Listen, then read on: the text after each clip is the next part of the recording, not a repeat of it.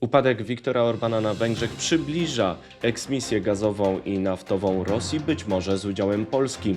Trwa badanie, czy tajemnicza usterka rurociągu zaopatrującego rafinerię Orlenu w Czechach to nie był sabotaż. Dochodzi do dalszej eskalacji w Iranie, więc ropa znowu drożeje powyżej $100.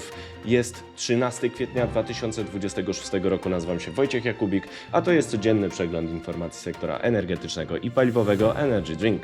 Zapraszam.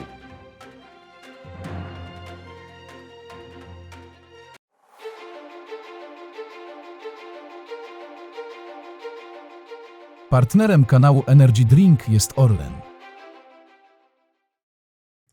Pozdrawiam Państwa z Torunia. Odbędzie się tutaj Kongres Energetyki Przyszłości. Zaczynamy od mocnej rozmowy między prezesem Polskich Sieci Elektroenergetycznych Grzegorzem Onichimowskim, Wandą Buk, czyli doradczynią prezydenta do spraw energetyki, i Ireneuszem Zyską, czyli dawniej pełnomocnikiem do spraw odnawialnych źródeł energii. To i inne ciekawe rzeczy już niebawem także na kanale. Natomiast dzisiaj zaczynamy jak zawsze od informacji dnia. Upadek Orbana przybliża eksmisję Rosji z energetyki Węgier i Europy, być może z pomocą Polski. Viktor Orban traci władzę na Węgrzech. Może to oznaczać, że Kreml straci wpływ na politykę Budapesztu i wgląd do negocjacji w Unii Europejskiej. Jest także szansa na porzucenie surowców z Rosji przez jednego z ostatnich klientów, być może z udziałem Polski. W wyborach parlamentarnych na Węgrzech z 12 kwietnia partia opozycyjna TISA pod wodzą Petera Madziara uzyskała według wstępnych wyników z 4 rano czasu polskiego następnego dnia 183 mandaty.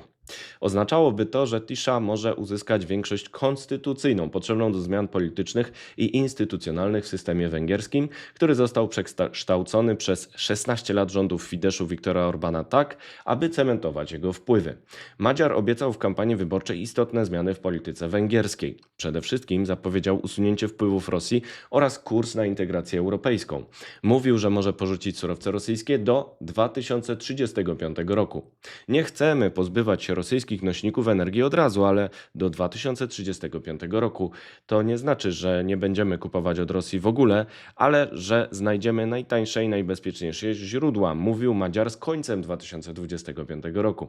Po pierwsze, oznacza to możliwość zakończenia obstrukcji prac Unii Europejskiej nad nowymi pakietami sankcji wobec Rosji za inwazję na Ukrainie. Niektóre przepisy nie mogły wejść w życie przez weto Budapesztu, kiedy był wymagany konsensus unijny. To szansa na przyjęcie nowej regulacji unijnej z pakietu REPowerEU o zakończeniu importu ropy z Rosji. Możliwe są wyłączenia na korzyść Węgier, ale Budapeszt może przestać sprzeciwiać się tej propozycji. Jej publikacja miała się odbyć w kwietniu, ale została opóźniona, być może właśnie przez czynnik węgierski. Węgrzy mogą także przestać protestować przeciwko regulacji gazowej REPowerEU, zakładającej zakończenie kontraktów gazowych z Rosjanami stopniowo do listopada 2027 roku. Skierowali tę sprawę do Trybunału Europejskiego. Po drugie, to oznaczałoby większe zainteresowanie Węgrów dostawą gazu spoza Rosji, a w grę wchodzi nawet import przez polski pływający terminal LNG, czyli drugą jednostkę FSRU-2, bo we wstępnym badaniu rynku zgłosiły się także firmy węgierskie. Weryfikacja ma nastąpić do połowy 2026 roku w procedurze Open Season otwartej przez Gaz-System w Polsce. Warto też przypomnieć, że Węgrzy wykonali już pewne ruchy w tym kierunku. Węgierski MOL, zarządzający także słowackim Slovnaft, przetestował około 10 gatunków ropy spoza Rosji. Podjął także wysiłek na rzecz modernizacji rafinerii w celu większego przerobu innych gatunków. USA poinformowały przed wyborami na Węgrzech, że doszło do zawarcia umowy wartej $0,5 miliarda na zakup ropy amerykańskiej. Stało się to w ramach wsparcia udzielonego przez Biały Dom administracji Orbana. Układ z Amerykanami może uwzględniać wsparcie modernizacji rafinerii. Warto przypomnieć, że jest mieszanka z USA, która jest lekka i nie będzie pełną alternatywą wobec ciężkiej REBCO z Rosji. Węgrzy zgodzili się także na zmianę paliwa w elektrowni Paks na amerykańską. Teraz mają tam technologię reaktorów rosyjskich, mogą przestawić się na paliwo amerykańskie, tak jak stało się to już w Czechach czy na Ukrainie z pomocą Westinghouse'a, znanego z projektu w Polsce. Podsumowując, Węgry mogą zastąpić surowce z Rosji alternatywą, m.in. z udziałem Polski. Warunkiem będzie opłacalna dostawa przez FSRU-2, która może wymagać obniżki taryfy polskiej. Alternatywa to dostawy przez Chorwację. Zmiana nie nastąpi jednak z dnia na dzień. Węgrzy mogą w międzyczasie przestać torpedować unijną politykę derusyfikacji energetycznej i karania Rosji sankcjami za inwazję na Ukrainie. To sprawa równie istotna z punktu widzenia Polski, Unii Europejskiej oraz NATO. Czas na pozostałe wieści, na początek z Polski. Atom w Koninie. Przemysław Czarnek, kandydat głównej partii opozycyjnej na premiera, zapowiedział powrót do projektu budowy elektrowni jądrowej w Koninie. Polska Grupa Energetyczna Energia Jądrowa wciąż bada tę lokalizację. Rząd bierze pod uwagę możliwość wznowienia rozmów z koreańskim KHNP. Krytyka Orbana. Nie tylko rząd w Warszawie ma uwagi do polityki Orbana, który stracił władzę w Budapeszcie. Doradca prezydenta Sławomir Cęckiewicz wymienia problemy Polski z polityką Węgier, w tym, cytuję, zupełnie niezgodna z naszymi interesami polityka energetyczna, ostatnie wyczyny i wyprawa MOL-a na rynek serbski w konsultacji z Rosją, pogrzebanie idei Trójmorza. Głos za Obligo. Prezes Urzędu Regulacji Energetyki Renata Mroczek powiedziała CIRE, że jest zwolenniczką powrotu obligo giełdowego w Polsce. Jej argumenty to ochrona mniejszych podmiotów rynkowych oraz zwiększenie przejrzystości obrotu. Dyskusja o obligo w rządzie trwa.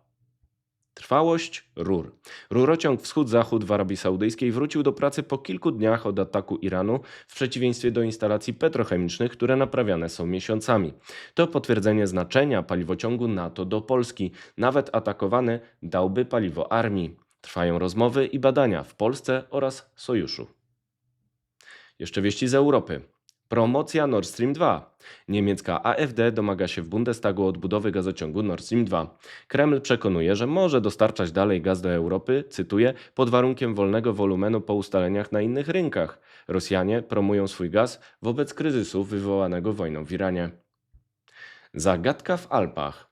Pomimo braku oficjalnych podejrzeń, według Welt am Sonntag policja niemiecka bada, czy przerwa pracy ropociągu transalpejskiego TAL, zaopatrującego m.in. rafinerię Orlenu w Czechach, nie była spowodowana celowym sabotażem.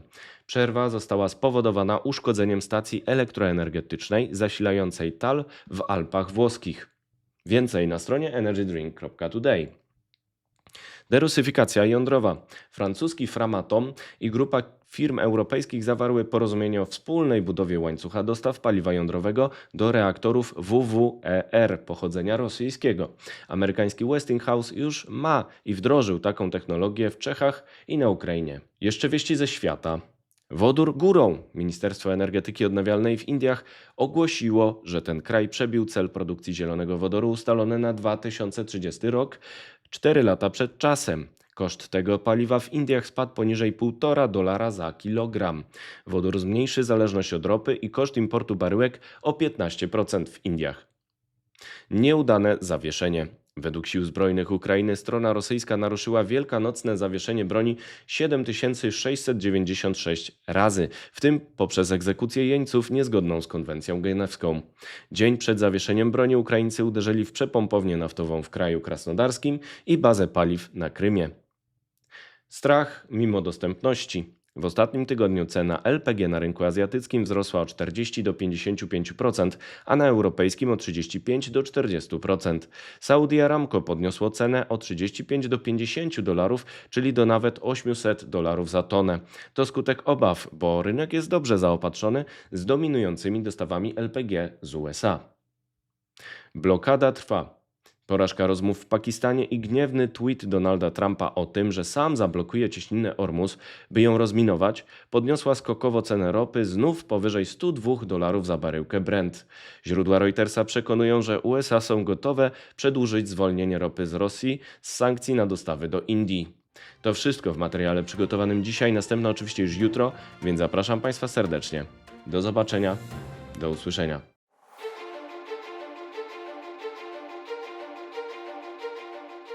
Partnerem kanału Energy Drink jest Orlen.